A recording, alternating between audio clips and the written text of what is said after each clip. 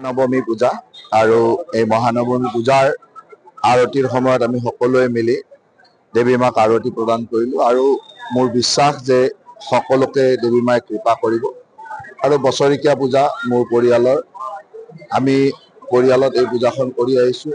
সকলো ৰাইজ ইয়ালৈ আহে আৰু ৰাইজেও আশীৰ্বাদ লয় আৰু সদায় বছৰৰ মূৰত দেৱী মাৰ ওচৰত আশীৰ্বাদ বিচাৰোঁ যাতে আগন্তুক দিনবিলাক আমাৰ কাৰণে মংগলময় হয়, সকলোৰে কাৰণে মংগলময় হয়।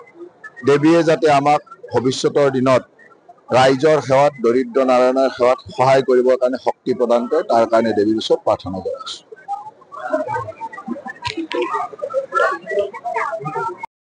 মই প্ৰথমতে মা ভাগৱতীৰ ওচৰত সেৱা জনাইছোঁ।